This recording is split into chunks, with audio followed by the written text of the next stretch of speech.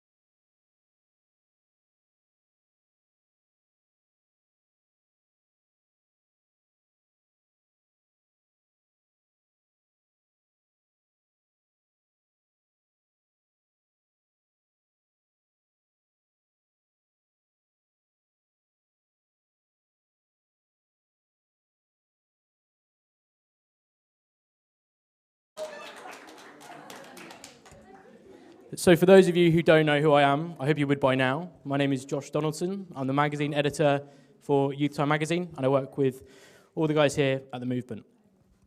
This is a panel discussion celebrating the work of our wonderful guest that will be here in a minute.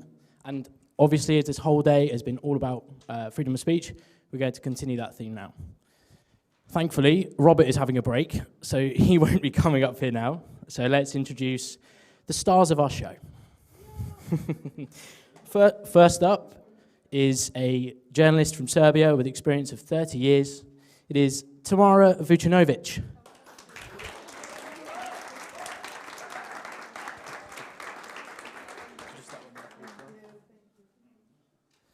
Next up is a social media guru coming all the way from Prague. It's Chris.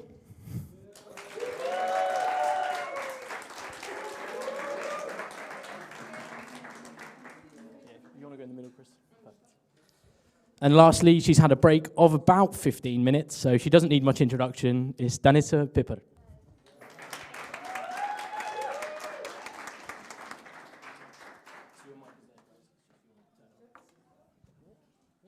This is a good operation.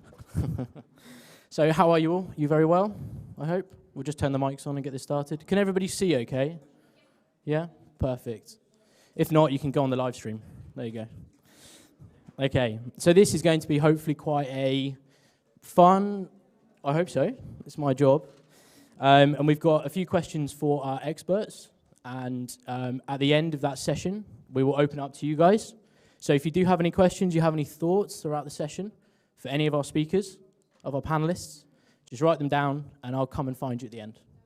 Okay. Also, if you're wondering why I've had a costume change, Warren has literally stolen the shirt off my back. So anyway, let's get going. So Tamara, let's start with you, as you're the only one here who hasn't been up the front so far. So let's really put the pressure on. You are obviously an incredibly experienced journalist, one with a real reputation here in Serbia. And so what I think is really interesting for you compared to our other two speakers is that experience in journalism. You've been on the metaphorical front line, maybe sometimes the literal front line. So what I wanted to start with is, in your opinion, how do you think technology has changed the way journalism works? And also how young people get their news nowadays? Thank you. Is it on? I think now There it we is, go, yes. perfect. Thank you, Joshua. Luckily you are funny because I'm not, okay? And thank you all for inviting me. If I tell you, when I wrote my first article and recorded something for the radio, then we will easily count my ears, and I would like to avoid that. That's situation. absolutely fine. Yes, and but I will take a chance. I will take a chance. Okay, so I started in the last century. The year was 85. 1985. Yeah. Yes. Okay. Just to make sure. And my first article was for the student magazine, and for the radio, I think a year after. So I have really a long experience in media, all kind of media. So I'm telling you this because I would like you to ask me whatever you think, whatever you would like to, please ask me. And I have some notes here, digital notes, because I don't want to forget something. So back to your question. Please. Yes. If we are talking about media today and many years ago, I can say that our role is the same. And we have to be responsible. Objectivity is also important. As always, we have to serve to the public. And that's the same, really. But if we are talking about the tools, then everything is almost changed. I think that the most important thing, if you ask me about the freedom, Mm-hmm. I think that I have more freedom as a journalist in last century than today. And why I'm telling this like this, it's because I started my journalism career in Milosevic era. So today I don't feel I have freedom like I used to have in the last century. I will try to explain a little bit more. When it comes to the issue of freedom and censorship, I would like to ask our audience and all of you, are you familiar with Shoshana Zuboff? Well, okay, you are, okay. I'm sadly not. Sorry about that. How about our audience? Let's have a show of hands for that, the individual. Okay, the age of surveillance Couple. capitalism, yes. So her ideas about capitalism today, I'm familiar with her ideas, and I think she has right, and she raised a lot of questions. So she said something like capitalism is a system that our experience, desires, feelings recognize, collects, processes, and then finally offers product that will be based on it. So when I ask my students, they usually say, so what? So yeah, okay, they don't have the problem with that fact. I have, and I would like to discuss a little bit with all of you about this, because I think that's in a close connection with the question of freedom today. Sure. So I think the big issue today is something that we can call participative media. Mm-hmm. So now you Josh, or you Chris, or all of you can write on the internet, can be a journalist, professional or amateur. Try to be, yeah. Yeah, but I see this opportunity. Some of my colleagues, they I can say afraid of citizen journalism, but I don't. I think that everybody are welcome to write, to think different, to say what they think. But I think at the same time that's really dangerous situation, because I think that media deserves our attention. That we have to be responsible. And sure. Sometimes we are not. And I see that's the biggest problem for me when we are talking about freedom to write about whatever we want. Yeah. And, but I think we can discuss about that later. Absolutely. And when we are talking about contemporary media context, we have online citizen journalism, we have different kind of multitasking, information overload, but I think that all these issues are really good opportunities for us, and especially when we are talking about the freedom of speech. Mm-hmm. So maybe that's enough for the beginning. Yeah, I think that's a really good overview, because as we said earlier, you've got such a wealth of experience and the landscape of journalism has changed very dramatically in that time. It's probably a good time to bring in Chris with your expertise in social media and with a foot on both sides of the pond, I would say, both in Europe where you live and from the US where you're from. How do you see social media impacting that aspect of freedom, but also civil rights, civil liberties, as more and more people join social media? Denitsa, in your presentation yesterday, we saw the massive spike in users in the last year. So how, Chris, do you think social media is affecting that? Thank you. I'm really glad that you mentioned Shoshana Zuboff and her book, The Age of Surveillance Capitalism, because I just bought that book last year, and I have read it and highlighted it and dog-eared all the pages, and it's already falling apart. And I think that everybody who works in journalism or media or social media should definitely get that book. I want to make another recommendation. Zeynep Tufekci has written another book that I actually use in the classroom myself, Twitter and Tear Gas. She is she's a tech sociologist. I don't know how you would characterize her, but new wave job. Yeah, she's an amazing author. She's also got lots of TED Talks and speeches that she's done, and she's phenomenal. She's from Turkey. She lives in the United States, and she's written very extensively about this as well. And they're kind of related topics. That said, my answer would initially be privacy, insofar as how social media affects civil rights and civil liberties. Yeah.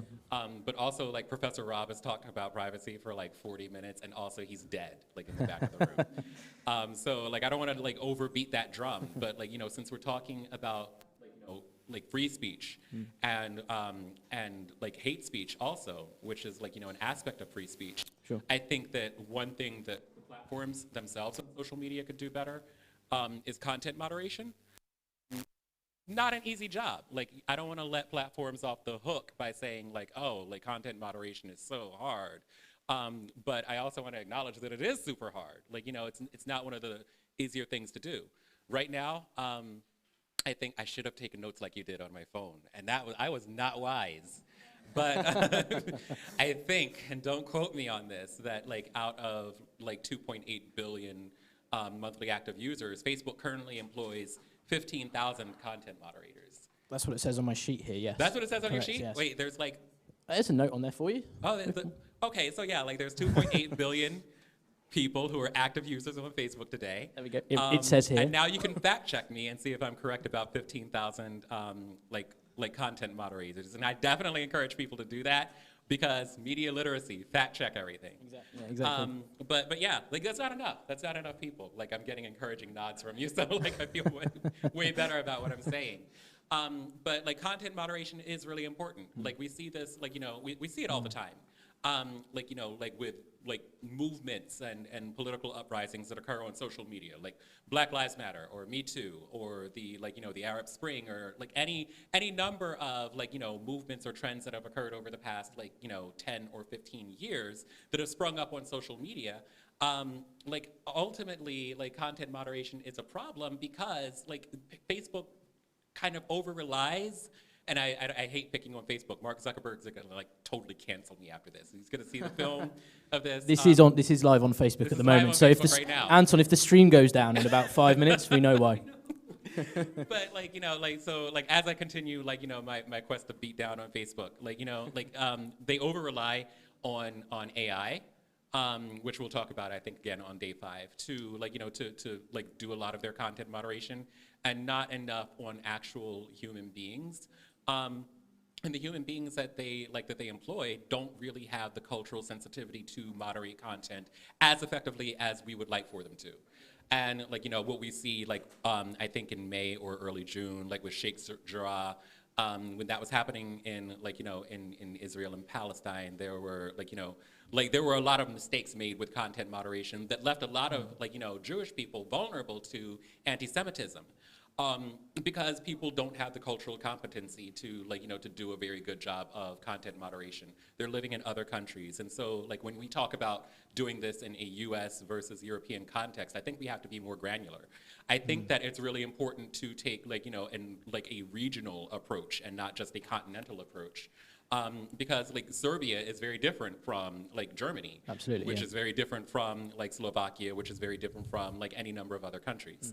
And like, you know, and looking at Serbia, like I did look at the statistics for this before like we came here today. I think out of like approximately 8 million people, like internet penetration is at 79%. And 52% of people in Serbia are on social media, with Facebook being the leading platform.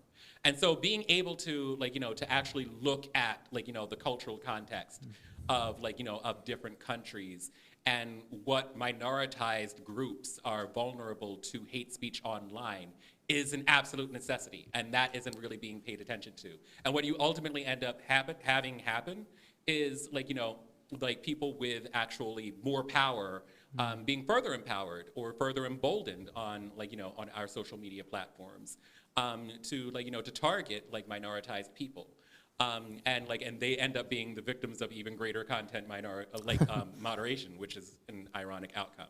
But that's my answer for that. Okay, let's move on to Denitsa. That was a lovely answer, Chris. Thank you very much. Denitsa, as somebody who spoke a lot today already, I will make sure you've drunk some of that water. You probably need it.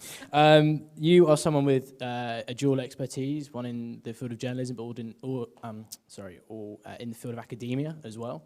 So for you, how do you believe the right should be upheld on the internet to show what's fair? Obviously, social media platforms, as Chris has mentioned, are penetrating into society more and more. As it says on the sheet, 2.8 billion users are currently on Facebook. So how would you go about solving that? Is there a way to solve it, or is it for people like this to be at sessions like this to learn and educate yourself? Thank you very much.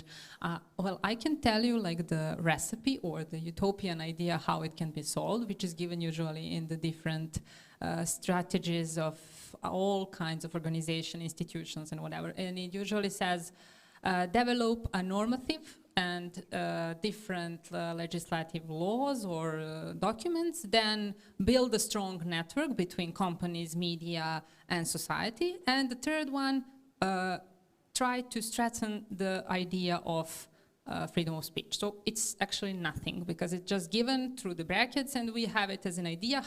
What are we going to do now? I think the biggest role is accept on the people who are actually the owners of social media and any kind of new media, not just social media, but any kind of news media which are working in the digital platforms, and also big companies which are trying to completely take our time and lives on those social networks and portals.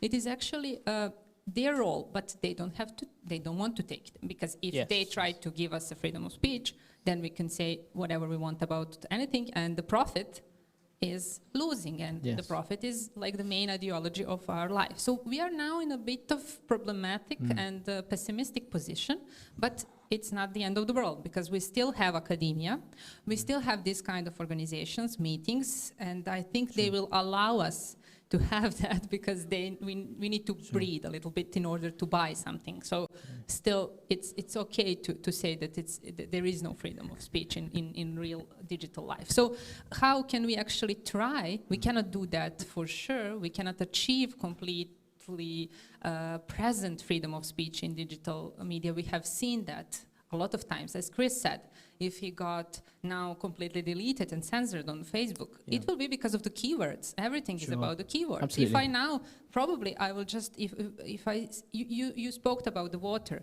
Maybe in a few hours we will get here a short commercial, like for some particular brand of water in Serbia, because we were mentioning that. And all our devices are working on those keywords. You know that probably. If you're talking about going somewhere during the summer or speaking about going to Serbia, maybe you have seen the link how to manage your few days here. It's our lifestyle now, and we have to protect ourselves. How?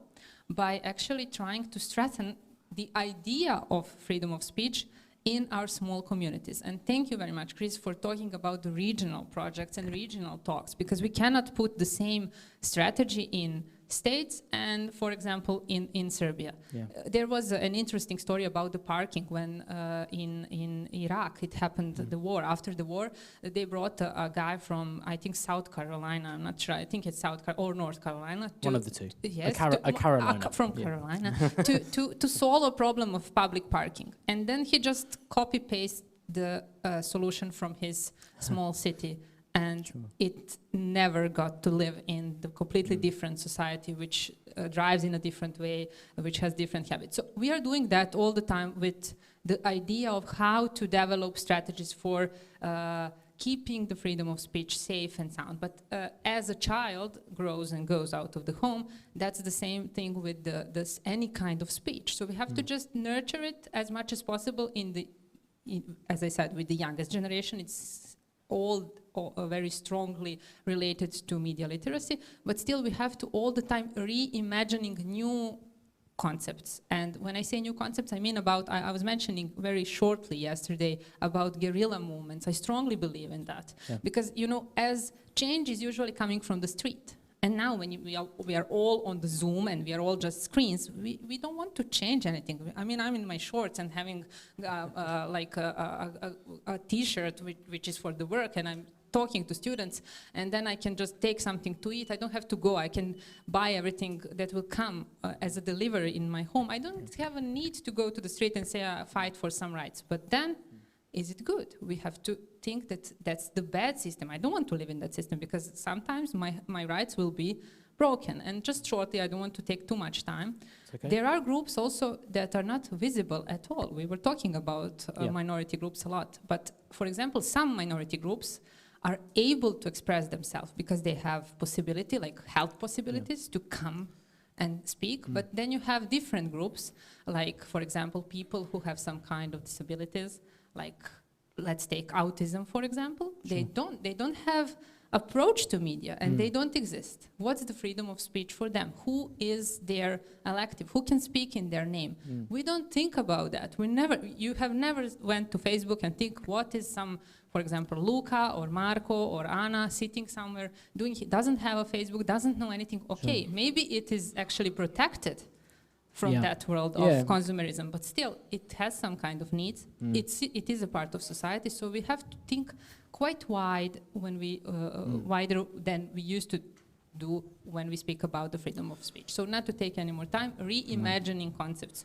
trying using our own power as guerrilla, as people. That's the only way. Or going off from social networks. Also okay.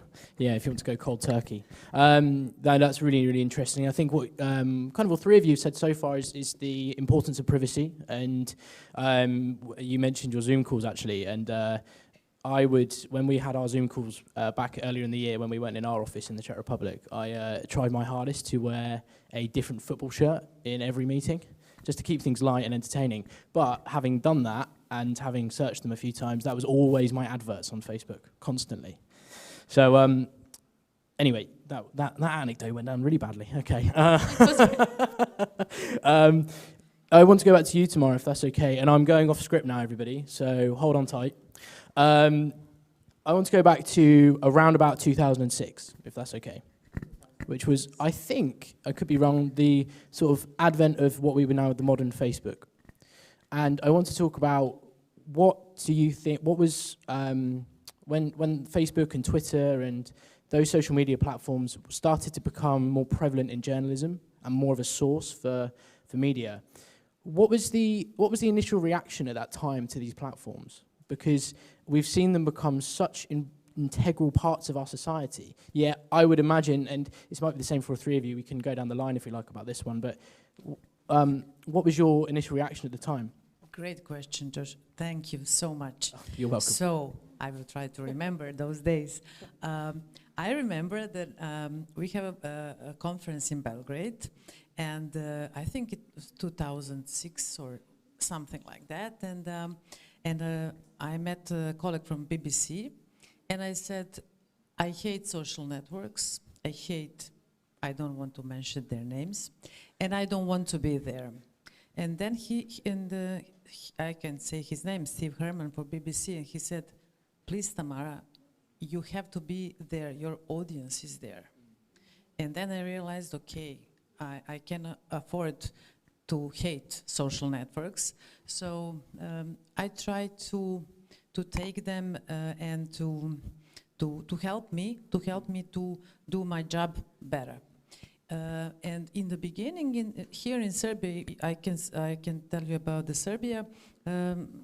I don't know. I can say we were haters about the Facebook and Twitter and all the social media because we saw them as a challenge, I don't know. We're afraid that they will take our role and our part. And fortunately, that didn't happen, and I'm sure it won't happen.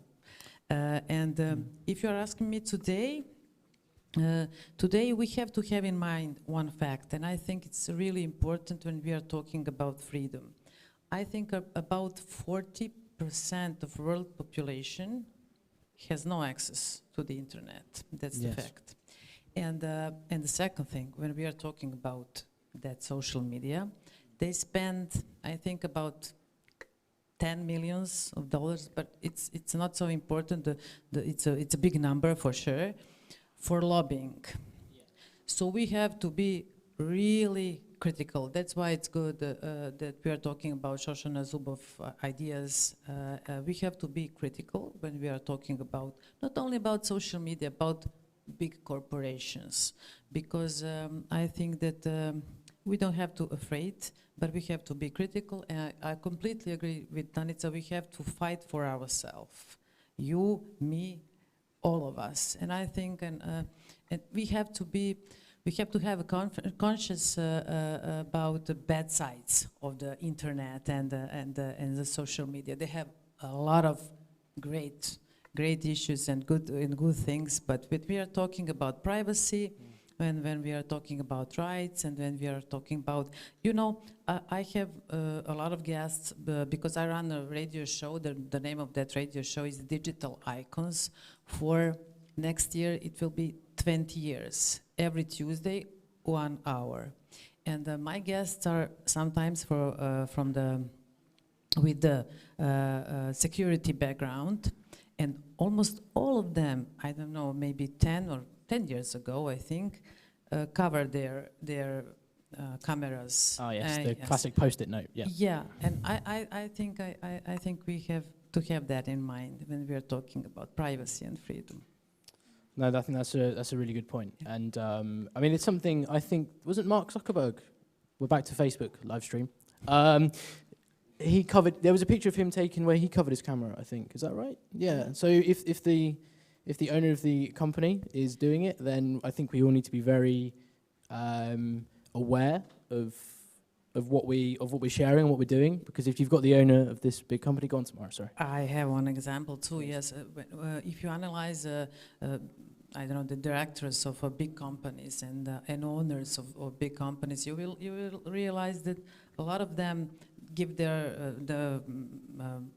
phones or I don't know, iPhones to their children when they are, I don't know, 12 or 13 or 14. And if you ask someone from Serbia, I think in Belgrade, kids have their phones from, I don't know, 6 years, 7 maybe. Should we ask them? And that's really problematic to me. You know, you're selling your phones to us, and we have to think about that fact.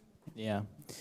No, very good point. Do you guys have anything to add on sort of the advent of social media when it first came about? No? Denitsa, how about you? Anything to add? Just like to add one short thing. Sure. We have to be aware that even the people who are creating social networks and different media on digital world, they also don't know everything. I was, and they are not aware what's the possibilities of all those concepts, because I was a few years ago in Financial Times newsroom in London, and we were talking about some things, and I asked them about the analytics, how they follow it, how they actually make a connection between what will be on their social networks and how do they actually choose the content for that. And the main editor said to us, well, actually we have people who are social network managers, and he tried to explain that, and in the end of his session he said, but we all live in an experiment, and this is also an experiment, so we don't know what is going to happen in the end. We are just waiting to see how all this story will develop. So actually that's something that we have to know, and that is actually our space to react. If we are in experiment, we can do the experiment. I said yesterday, maybe someone remembers, empirical approach. Do with people, try, provoke, and something will happen. One person with a little bit of changed view of media and social network, it's a great success. So that's what I just wanted to add. No, that's good. I was actually going. Chris, you're going to say? Okay, go. I Go. was Sorry. Go. Yeah, we now. Yeah, No, I feel obliged. No, like it's really like it's interesting that you talk about the fact that like this is an experiment, and so that like just reminded me that like I think we all need to really be present to the fact that how quickly things change and how social media changes us, because like the psychology that we experience today is so different than it was 10 years ago. Like our attention spans have dramatically changed. Even the people who originally were using Facebook started as like an experiment on like university campuses. Yeah, this was only for Harvard, university students. Yeah. And it went from university students to a retirement community. Like old people are using Facebook now, and there are people who are like, I don't know, like 15, 16, who were like, oh, you still use Facebook? Try TikTok on for size, grandpa. Yeah. And I'm like, oh, wow, and I'm just withering in my bones because I'm like, wow, I did not know how old I suddenly got.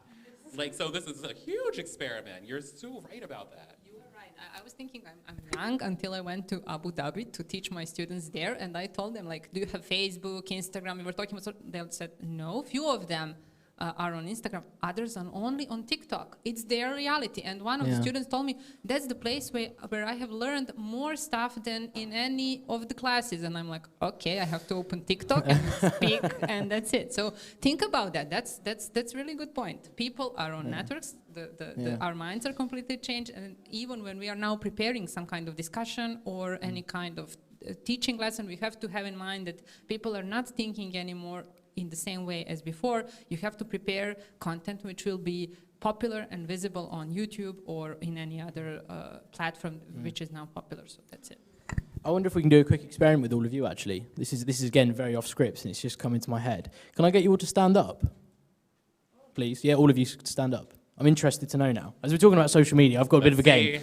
I've got a bit of a game for you. So what I'm going to say is, I'm going to name a social media channel, and if you don't have it, sit down. Okay? So we'll start with the old general, Facebook. So if you don't have Facebook, sit down. When you hear a social media platform that you don't use, take a seat. Take a seat. Okay. Next one, Twitter. Oh wow. Whoa, there we go. This is a great social experiment. Okay. So that got rid of half of you. Okay. Next one, let's say Instagram. Okay. I was actually going for like a last person standing to see who had the most. But anyway, doesn't matter. And then let's say TikTok. How many of you are on TikTok? Oh, that's interesting. This actually is not that surprising. Are you surprised? Globally, no, like I'm not. Like Twitter actually has a very small penetration. And Twitter is like really popular in the US. Well, that was interesting to know, I'll guys. sit That was down. interesting, yeah. Yeah, no, Twitter's super popular in the US, mostly with politicians and journalists. So it's Sorry? us all reporting on each other. But like penetration in other countries for Twitter is like, it's kind of hit or miss. And TikTok, it's very weird because like, although Facebook, Instagram, and LinkedIn are very popular in Serbia, what I've discovered is that like recently over the past year, over the past 12 months, Instagram, TikTok, and I think Snapchat has actually had like the biggest gains in social media usage. Completely forgot about Snapchat. Oh, We'll leave that because one. who's using Snapchat anymore, right? Very true, very true. I think what was quite interesting with you guys there is that there's still your ages are, I would say, relatively similar. So it's very interesting. There's such a diverse range of people using different platforms. And when it comes back to, we'll go back to the main topic of the day in terms of free speech. I wanted to ask you, Tamara, how do you think, I think we'll take Serbia as a good example. Do you think young people in Serbia feel like they have a freer voice now than maybe 20 years ago? And how do you think if social media has had an impact in that? Maybe it has, maybe it hasn't, I'm not sure. But how do you think that's changed for young people in this country? Okay, thank you for that question. I'm not so sure they're thinking about what was going on 20 years ago. If we are talking about our young people in Serbia, but nevertheless, from my point of view, I think they use social media. I don't know. We don't have a research. That's a good idea for the research. I'll put my paper into your university, really didn't it? So, yeah. Really great. Because I think that we do not have a research paper that will tell us what our young people are doing on the social networks. We have some facts, but I think only for the children, not for the young people. And I can say only from my experience, talking to students and some friends, that young people in Serbia mostly using Instagram, Snapchat, and so on, but for fun. Okay. And for their activism, unfortunately, just maybe Twitter, but really, really few of them. Okay. And I think that's the problem, because you have to. Someone can say, okay, it's not good if you're active only on social media. You're just writing something on Facebook. You never go out. You never say what you think on the street. But I think it's important to start somewhere. So I think it's good if you, for the beginning, are active on Twitter or social media. I think it's really important, and that's the opportunity that we didn't have. I don't know, 30 years ago. You can only, if you like, for example, my text in magazine, you can just write a letter to my magazine. Oh, the good old days. Yes, and then we will think, maybe we will publish it, maybe we won't. But today, sometimes, and I will have to talk with our moderators, because I found some really some comments that I'm not sure that I would like to hear again about my colleagues. So that's the freedom as well, I think. But we have to be very, very careful. We have to have good moderation, and I think it's crucial. Moderation is a good point, actually. I think this one's probably for you, Chris, actually. There is a growing voice, I guess, maybe you guys would maybe agree, maybe not, about the need for more authentication with social media accounts. So instead of having an anonymous account where you can't have anything linked to a person, people are now asking for that more and more as more threats are given online, more abuse is shown.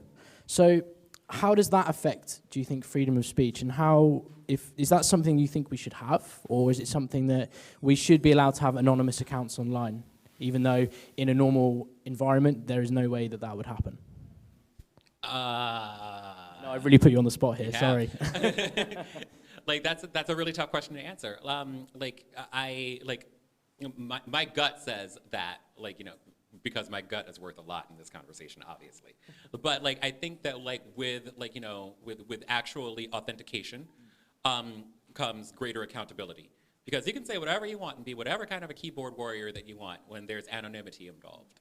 But also, anonymity is super important because of privacy, and so like I can't trust my gut on this. I have to, like, you know, like for the good of a functional society, like I think that, like, you know, preserving that anonymity is important. That's just a really difficult question to answer. Also, like I am not like the most like prolific social media expert here. My pathway or my point of entry into being a social media professional was completely by accident. So I'm going to turn this over to Danica, who I want to be when I grow up, because she's the adult in the room. Let's ask the adult. Now we have in Serbian a sentence or a thought. I'm telling you.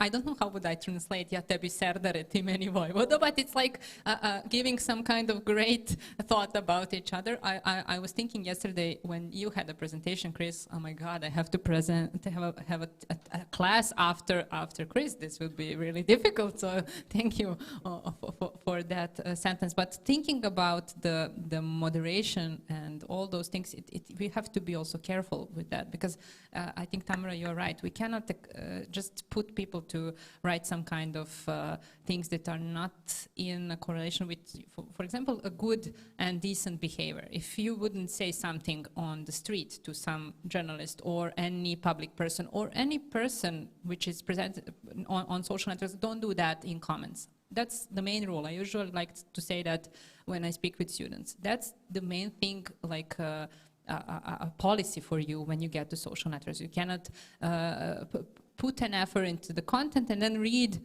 what someone who doesn't have anything to do in their life is writing about just because maybe it's angry, it has a bad day, life, or whatever. So we have to think about that a lot, and maybe to even make some kind of rules which usually exist. You can ban someone, you can report them, but still it differs from the also countries where you are from, the language which is used. It needs time to delete something like that, and the deed is done. So that's where the problem is. But thank you. Just one more thing, because Denise says really smart things and Tamara says really smart things, and then I want to say something because I also want to sound smart. But no, it just reminds me of like other things that are like really important to add to that. Like, you know, content moderation doesn't just belong to the platforms themselves, like the social media platforms. Like news agencies in particular, or any type of company like that exists in an online space has to be responsible for that. Like I've seen things like written about colleagues or people that I know, and I'm like, wow, that is an extraordinarily nasty comment. And like, you know, and it's just like, it's bizarre, like because of I think it's called the online disambiguation effect, like the psychological term for it. Like, you know, when people feel like a level removed from like what they write online, because like, you know, like you don't have to be accountable for it. But like, you know, like this is one of the things that I wish that like particularly news agencies would take control of, because like we do in all of our individual spaces, like, you know, as private social media users or as like, you know, as content creators and like, you know, in organizations ourselves, we have the power to actually moderate comments ourselves. And studies indicate that we should moderate comments, because if you leave uncivil comments or like, you know, or really nasty, bigoted comments online, it undermines your credibility as a news organization, as a corporation, and sometimes as an individual, if you're an influencer or something like that. So like it breeds this incredibly negative space and also like undermines your credibility as an organization, which is really, really super important for newsrooms or organizations, like working for like a company in the Czech Republic or like reporting for them, like an English language news outlet. Like, you know, this is a conversation we continually have. I'm like, these comments have to go because they reflect who we are as individuals if we leave this up, if we leave up disinformation, if we leave up bigotry, if we leave up, like, you know, all of these like other negative things that are not pertinent to the conversation. So like there's a really, really good argument to be made that are backed up by sociological studies that indicate that content moderation is everyone's responsibility. I mean, that was very smart to me. I don't know about you guys, but I'll take this opportunity just to say that if you guys have any questions, make sure you've been writing them down. We'll come to you guys relatively soon. I actually can't remember what time this is meant to end. What time are we meant to end, everybody? Oh, we've got 15 minutes. Okay, so we'll do a couple more from me, and then we'll go out to you guys. So please do write some down, and I'll be over soon. Tomorrow, I would like to go into what we had Tamara Juric here yesterday. I don't know if you know her from Tanjug News Agency. No. Okay, that's fine. But she talked about some of the realities about being a journalist, which was very, very interesting. What do you, and those realities have been around for quite some time. How do you see the future of journalism and within that, the way we look at reporting and trying to always be hopefully objective as much as we can? What do you think journalism will look like, let's say, in 10 years? Okay. Thank you for that question.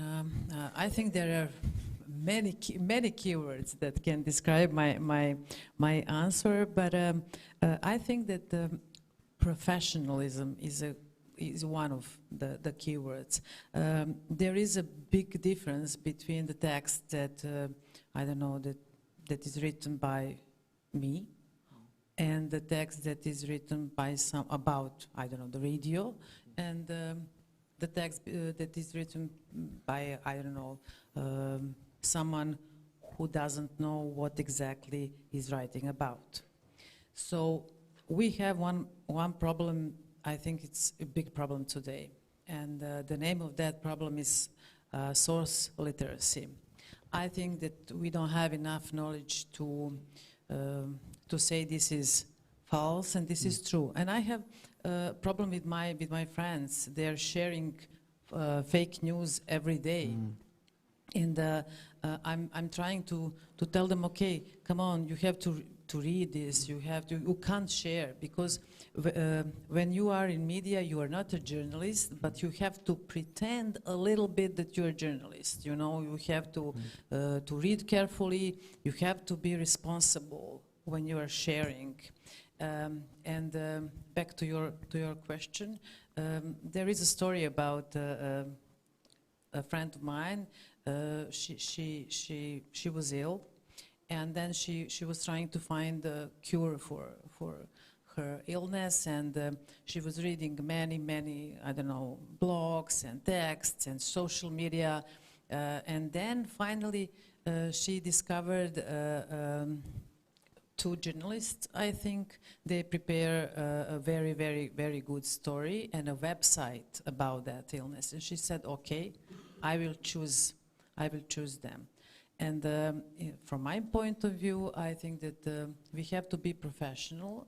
It's not important if you are educated. It's not important if you are, for example, educate yourself online or somewhere else. It's important that you know what are you doing. So I think that's the point. And I think in the future we will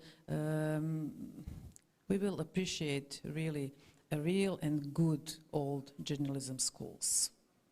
Yeah, I think you're right. I think that the way of education in that sort of sense and is education, yes, is the keyword at the end. Education, 3 keywords. I think what's really nice is that for you, Tamara, obviously you've not been with us so far, but a lot of what you're saying, I think, has been reflected over the first 2 days. I think hopefully you guys would agree that a lot of what is being said in this panel we've spoke about before, and it just reiterates the importance of being careful, of really taking your time when it comes to news and to social media channels. So with that in mind, and talking about you guys, let's start opening this up to the floor. Do we have any questions? We have one. Yes, good. We got the ball rolling. Olivera, the mic is yours. Thank you. No, it's fine. Okay, so you mentioned the role Twitter and other social media plays when it comes to activism, and that it's a good way for people to at least start going down that route. But my question is, what do you think of performative activism on social media? Because I see that a lot. For example, when there's like a world catastrophe, like there was recently in Greece with the fires, suddenly every person who's ever been to Greece on my social media shares pictures and posts to spread awareness, and that kind of leads to nothing. It's just so many posts that are kind of making you feel guilty if you don't do the same thing. But I don't think that there is actually anything positive coming out of it. It's just disaster posting all over the internet. It's not real activism, in my opinion, at least.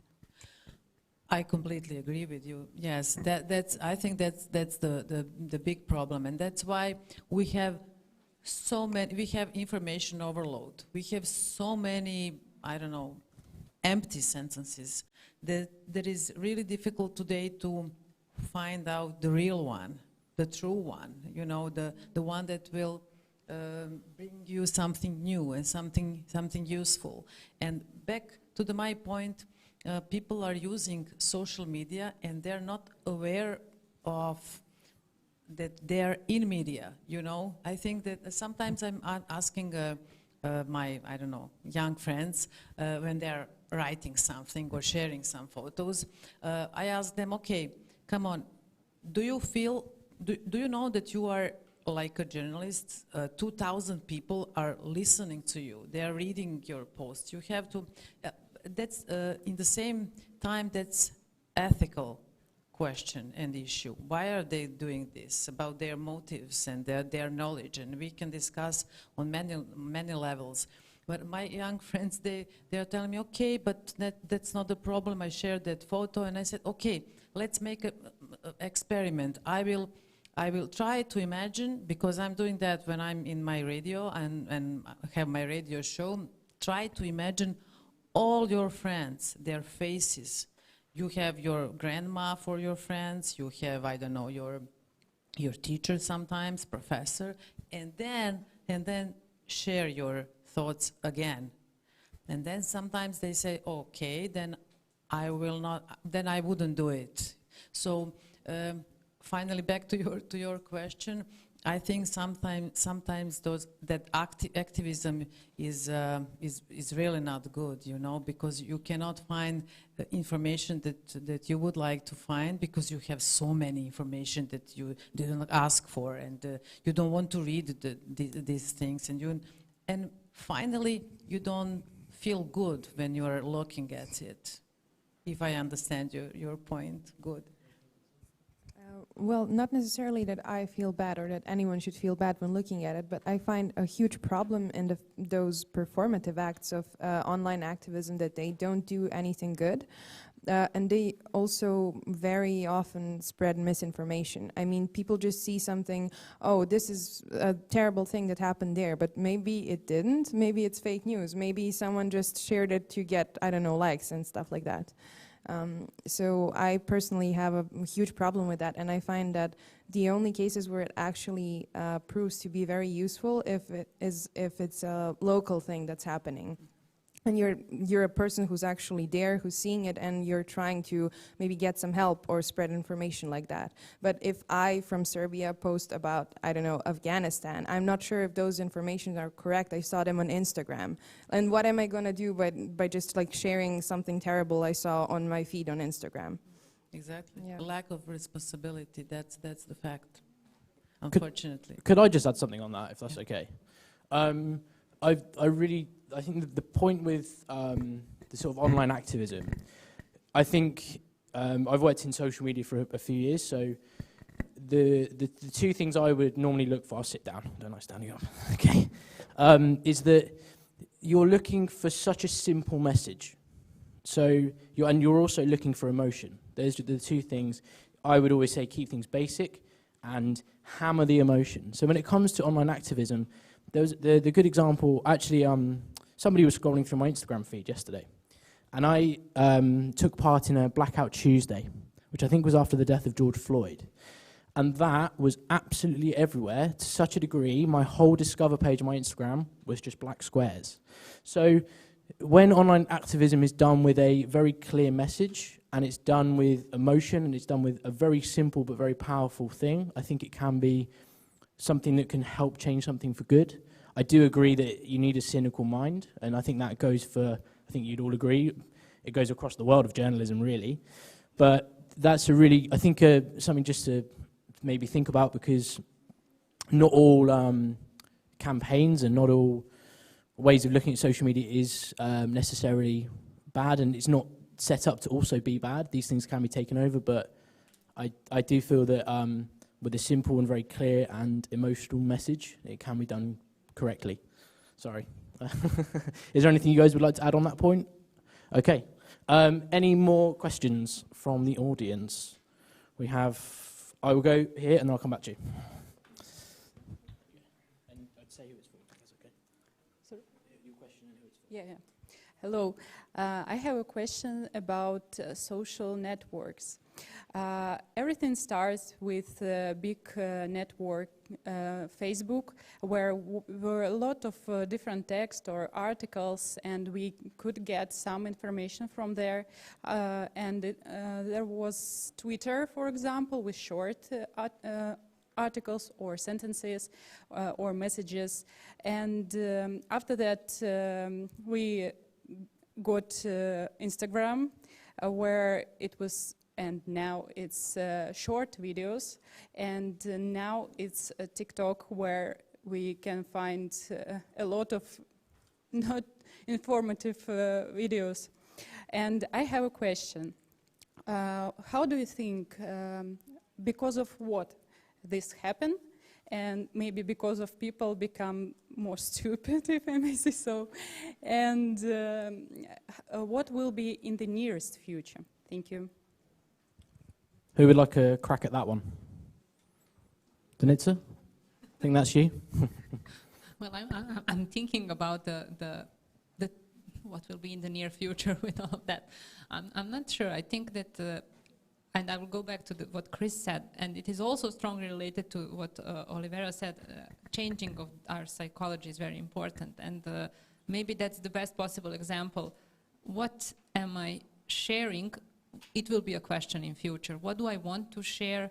How I want to share? What will be the consequences of my share? How that will, what kind of influence will that have on the development of the specific social media? So I would like to just maybe ask you to consider, to think in future period about that idea of need for belonging, especially now when we were a little bit physically apart.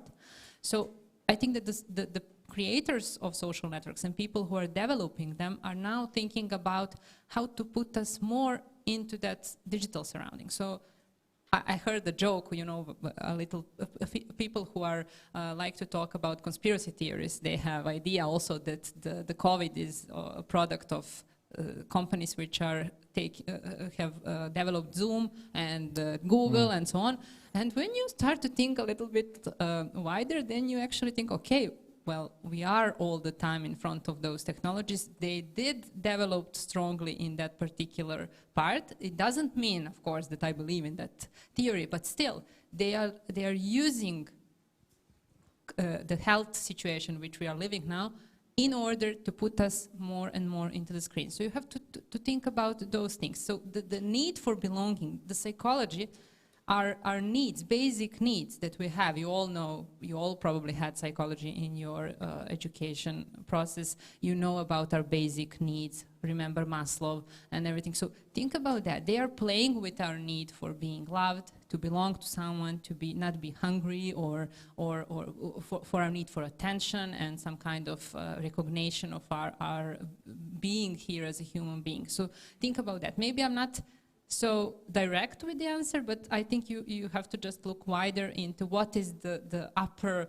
level of the consequences that we are seeing now on social networks and their development. Maybe I'm not so much into maybe you can add something if you want, but I think you just have to go into that field and maybe research a little bit about that, and then you will get all the answers given there. And as I heard Professor Robert, I'm not sure if he's still here, he was always asking you, and that's really good, what do you think? So I would just like to ask you, do you have an answer maybe to that question, idea of what would be an answer? I think that we can get wide information, and we need short information, because For example, in my country, because education becomes not so good, every year we have worst results of education, and people want to know less than they can know, unfortunately, and maybe because of it, media becomes such short and not informative. Yes, of course, because we are going, as I said yesterday, to the visual affects, and our culture is just going back to the cave. And remember the idea of cave, or for example, the pyramids in Egypt, everything was written in images, in pictograms. And now we are going back to that, because Instagram is that. We are looking into the images. We are not, rarely look at the text. So think about that too, how actually when you need to put a message, it needs to be short, because if it's long, people are like, okay, I don't want to scroll this anymore. So it's not good. I'm strongly against that. And when Professor Tamara said that we need to think about the moment of being professional and being very strict in following some rules, especially in journalism, I'm strongly with that, because if we just say we will go with the flow and give people what they want, I really don't like that, but the media are using that as an expression of why are they putting some kind of content online or in the air.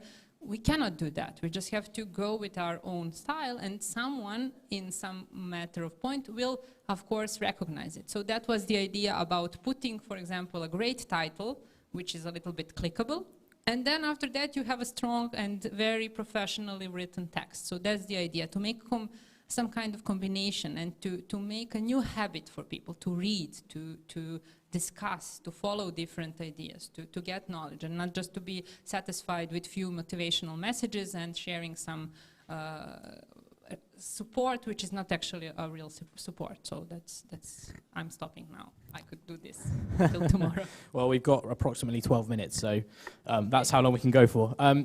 Andre, do you still have your question? Wonderful. You said that in last century, when you start your professional way, you have more freedom as a journalist than now. Why? I should have asked that question. Thank you. Okay, thank you for that question.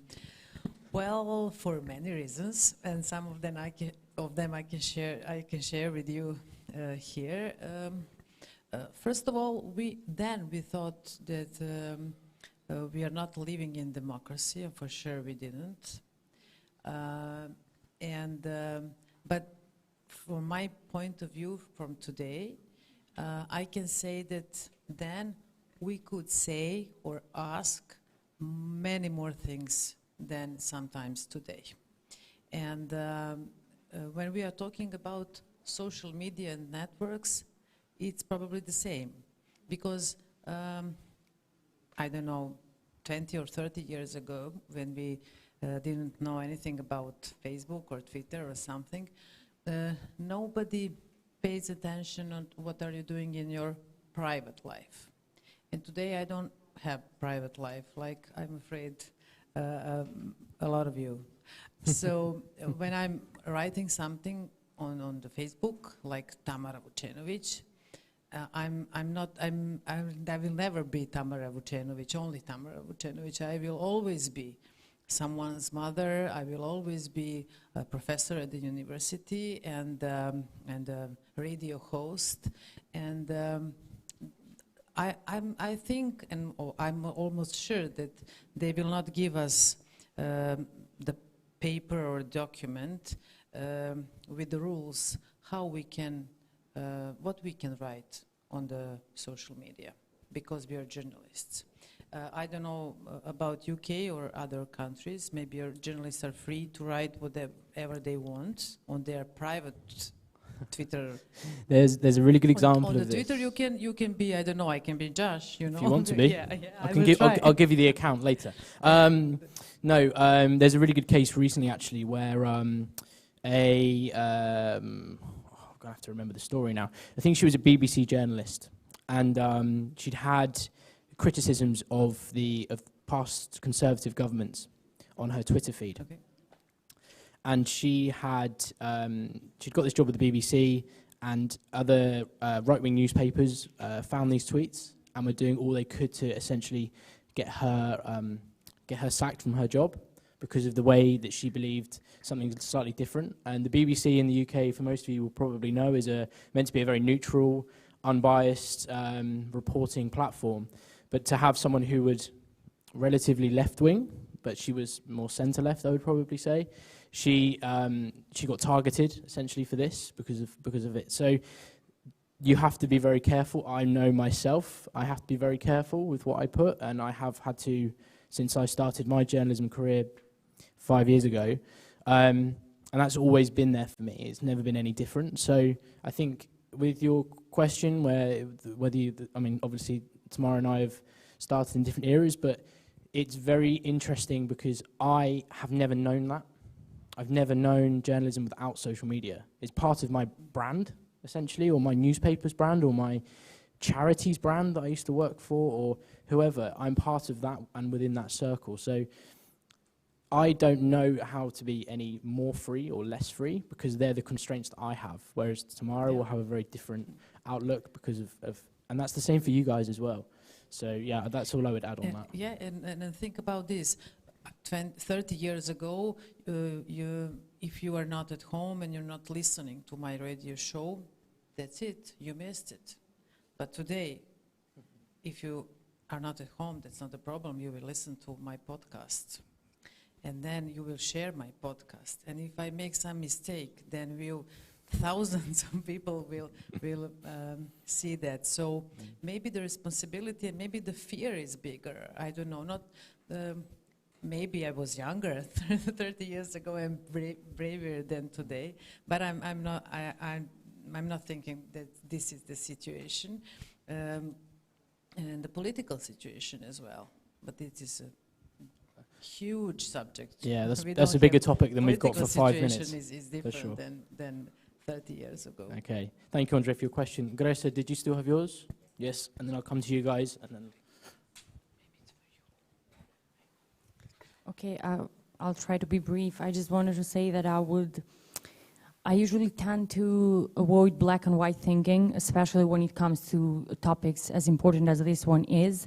So I would say that I would not like to slip aside our responsibility. So yes, social media, it has some negative effects like all of the other things we have known. And I think that it is our responsibility to stay digitally aware, to are aware what we are reading, why we are believing, and to educate ourselves as more as we can. So yes, it's true the information today is being given in really short informative ways, but this does not stop us from reading a 100-page book. So I think it's really important to just put this into discussion while we're talking about this. And I wanted to add that, let's say, I am very proud of the way I use social media and social networks. I am doing freelancing for Youth Time from Kosovo. I keep sure to stay in touch with Josh, with many amazing people from around the world, and this would not be possible if I would not use social media in the way I'm doing. So I would say that, I personally rather to keep myself responsible for things that I interact with and how I interact with. Thank you. Is there anything you guys would like to add on that one at all? Just shortly, that's true, that's great, that's our idea, that you all have your own choice, private choice, how will you use, and you have to follow that. As Chris said, follow your gut, or go with your own path. But you must be aware that the research which are conducted, a lot of researches are showing that the more you follow content in digital is actually making you being a little bit difficult when you follow content which is made in print. So people who are only oriented to digital world, when they need to read something, they don't have a focus, they cannot do that. It's difficult for them, it needs too much effort. So that's the reason why children today are not in the reading mood, and we have to think about that too. So thank you, it's our own choice, and we have to follow it as soon as possible, of course. Absolutely, I agree. Could I say any more? No. Cool, wonderful. Yes, okay, there we go. I have this informal question. So Tamara mentioned in the beginning that today you're using digital notes, but I have a question for you all. Which notes-taking instruments are more comfortable to use, digital or paper? Oh, definitely paper. Like, if you think that you're going to get away as journalists with, like, just taking digital notes, forget it. Like, absolutely, like, you know, I'm sorry. I don't know you were hoping for a different answer, but analog is the way to go. Like, the way that you retain information when you, actually, this is a really good discussion. Like, the way that you retain information when you read it on paper is so dramatically different psychologically than the way that you retain information when you're looking at it digitally. Like, when you write paper notes, you're remembering what you're actually writing. When you're reading things on paper, you retain it differently. If I read an ebook right now, I can absolutely guarantee you that I am not going to remember what's in that book later on. And part of the reason for that, I can't believe I know this, this is very weird, but like, part of the reason for that is because like having a physical thing in front of you helps you to recall it much better. Like if you are reading a book, for example, like, and there is a section of the book that you want to quote or that you want to go back to, you can recall where it is on that page and roughly where it is in a book because your brain files it away differently versus digital information when you're scrolling endlessly or when you're turning pages on like a tablet or something like that. So like 100%, like if you're gonna work in journalism, actually just forget journalism. For the rest of your life, write everything down. Write everything down. That is so necessary for you to do. Yes, I will just add one thing, which is like a big secret. I have in my sign in email, don't print this email, save a tree, as an eco-maniac, not ego-maniac, but I always print things, and I like also to have everything in hard copy because it is something that you can really save. You can lose all your data. You will use this only in fire, or if you are so unorganized and you don't know where your stuff are. But if you have something that you strongly have to use, just print it. I mean, the paper is already made, so the tree will suffer, but still, it's better that than just having lost information. So I will go with Chris with this one. Everything which is put it in print, it will be more into your brain than when you follow different things on the screen, because the screen distracts you, and especially on any kind of network.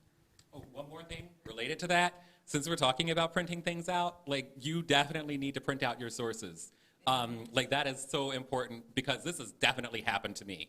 Like I actually wanted to reference something that was written in The Independent, the newspaper in the UK, like over a year earlier.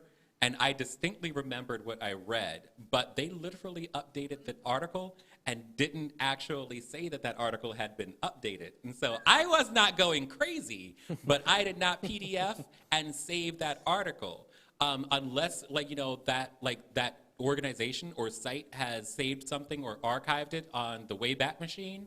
Like you'll never see it again. So digital sources actually can change, which was like so surprising to me, and like, you know, and that caused me problems later on. So absolutely keeping everything on paper. I can only say me too. I can only really say me too, yeah. I like to read with the pencil in my hand. And have you read Nicholas Carr book?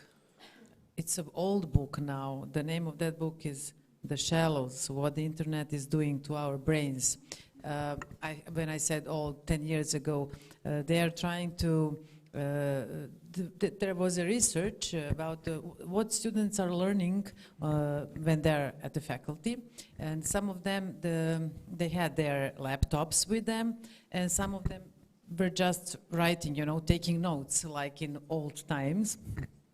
And at the end, the research shows that the students that are writing in an old way have better results than those with their laptops open or phones in front of them. So, yes. Okay, I think we've all learned that we need to write down things on paper there, so that's great. That is all the time we have for the questions. I think our panelists will be hanging around when you're going to do your writing session now, so if you have any more questions or you want some advice on what you're doing and what you're writing, these are the people that you'd like to speak to. They're the best people you could speak to. Obviously, Robert's still here as well. He's yawning at the back currently. So, yeah, of course. So that is the end of this session. Can I have a big round of applause for our 3 panelists, please? Thank you. Okay. Lovely. Can you guys... Sorry, I spoke too quickly there. Can I have you guys just to stay seated? Olivia's just going to cover you a couple of messages, and then you'll be able to start your articles. Thank you, Joshua. Real quick, don't forget, photo competition, hashtag YT Serbia. We're going to keep pushing this all day, every day, so don't forget to tag us. Yes. With the photo competition, they have to be your photo, not Ronnie's. So we don't want him winning everything. So it'll be your original photos that we will judge, and I will know the difference. So I've got an eye on all of you. Okay. Secondly, anything, all the resources from today are online and downloadable. We have a link. We will send that out in the group chat today. So if you want any other resources or presentations, anything like this to look over again, those will be available online. Last thing. Articles. I'm trying to think. Yes, thank you. Oh, you're amazing. I don't know what I'd do without you. Yes, we have an ambassador tour tonight. So after dinner, which will be here, we're not going